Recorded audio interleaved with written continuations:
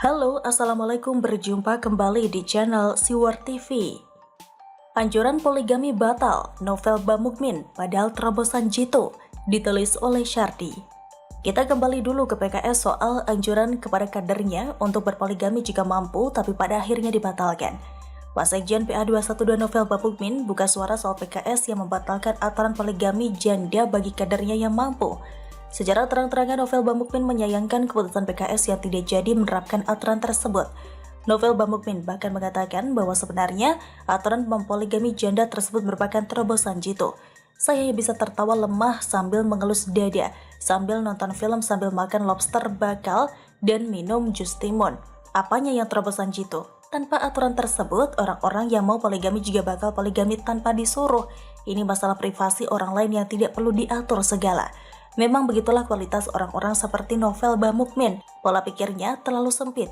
Ibarat pikirannya hanya bisa melangkah pelan selangkah demi selangkah di saat orang lain sudah terbang ribuan langkah sekaligus. Yang namanya terobosan Jitu itu yang kerenan dikit lah.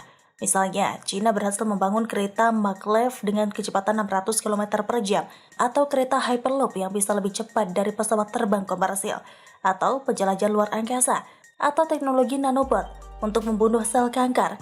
Intinya, teknologi atau penemuan yang membuat kita terpukau dan mengubah kehidupan banyak orang. Ilmuwan di banyak negara sedang berlomba-lomba menciptakan teknologi baru. Itulah alasan dunia ini terus berkembang dan menjadi lebih baik.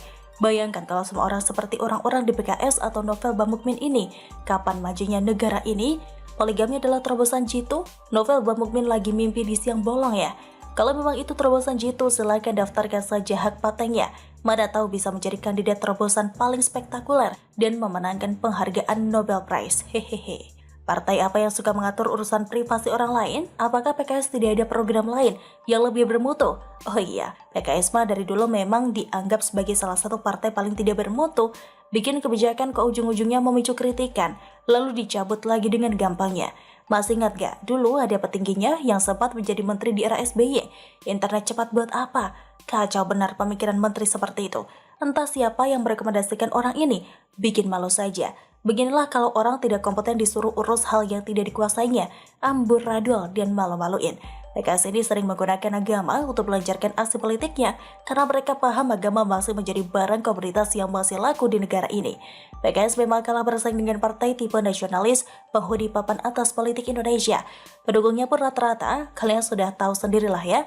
Lihat saja Novel Bamukmin, kelompok saling mendukung rata-rata mirip dan serupa. Pantas saja PKS ini selalu bikin kebijakan aneh. Pangsa pasarnya kebanyakan adalah orang-orang yang gampang terbuai. Agama seringkali dimanfaatkan partai ini untuk menjaring dukungan. Setelah berkuasa, nyaris tidak ada kemajuan yang signifikan. Tidak terbayang kalau PKS menjadi partai terbesar di negara ini, bukan PDIP atau Gerindra. Bisa kacau negara ini dipimpin dengan kebijakan yang konyol dan tidak nyambung. Untuk Novel Bamukmin, berkali-kali orang ini berhasil menghibur kita semua dengan ucapan-ucapan konyol dan tidak bermutu. Bakal calon wakil presiden tapi pemikirannya tipis sekali. Terobosan dan kebijakan kecil bakal dianggap sebagai terobosan spektakuler. Hehehe. Tapi semoga saja capres tetap dua pasang dan salah satu capresnya adalah Novel Bamukmin. Begini kan enak, dia jualan poligami biar gampang dikalahkan. Urusan privasi orang lain tidak usah kalian urus lah. Suka-suka orang mau atau tidak. Dan jangan sedikit-sedikit menggunakan agama untuk kepentingan politik. Basi dan tidak laku lagi. Buktinya, anjuran poligami langsung dikecam habis-habisan. Orang-orang sudah pada cerdas dan paham mana yang murni bekerja dan mana yang bekerja karena ada agenda tertentu. Bukan hanya bikin sensasi murahan, mereka ini juga biangnya menghambat kemajuan negara. Urusnya privasi orang lain terus, tidak memikirkan bagaimana kemajuan negara ini lewat ekonomi dan investasi.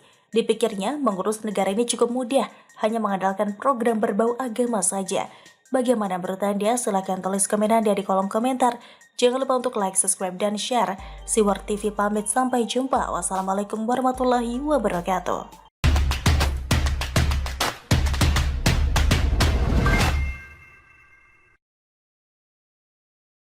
Halo, Assalamualaikum, berjumpa kembali di channel Siwar TV. Resmi, MotoGP Indonesia 20 Maret 2022, panggung Jokowi lagi. Ditulis oleh Alifur Rahman. Akhirnya, Indonesia resmi masuk dalam kalender MotoGP 2022. Dan yang cukup mengagetkan, GP Mandalika akan digelar pada seri kedua setelah GP Qatar. Karena awalnya saya pikir Indonesia akan dapat giliran terakhir seperti Sepang Malaysia. Mengingat lokasinya berdekatan, karena Jepang, Thailand, Australia, dan Malaysia akan mengisi jadwal terakhir secara berturut-turut. Bagi saya dan banyak fans MotoGP Indonesia, ini jelas kabar gembira, karena ini menjawab harapan kita semua. Selama bertahun-tahun orang Indonesia harus numpang nonton MotoGP di Malaysia. Saya tahu betul ketika dulu masih kuliah di sana, ada banyak orang Indonesia yang beli tiket pulang pergi di hari yang sama ke Malaysia. Bahkan, AirAsia punya paket khusus nonton MotoGP. Jadi, keluar dari bandara akan langsung diantar bus ke pintu masuk sirkuit Sepang. Setelah pertandingan selesai pun, akan ada bus yang menunggu para penumpang dan langsung diantar ke bandara lagi. Waktu itu saya belum terlalu suka dengan MotoGP. Sempat berpikir, gila juga orang-orang kita. Kebanyakan duit, nonton MotoGP sampai rela beli tiket pesawat pulang pergi di hari yang sama. Tapi sekarang saya paham, untuk sebuah kesenangan, memang selalu ada harga yang harus dibayar. Nah, dengan adanya MotoGP di Mandalika, ini jelas akan membuat banyak orang-orang yang selama ini secara rutin terbang ke Malaysia hanya untuk nonton balapan, sekarang mereka bisa menikmatinya di negara sendiri. Jelas kita bisa lebih santai menikmati, lebih banyak teman dan tidak perlu pakai paspor pula. Kalau mau bersantai di Mandalika, sehari 2 hari pun tidak perlu khawatir kekurangan duit.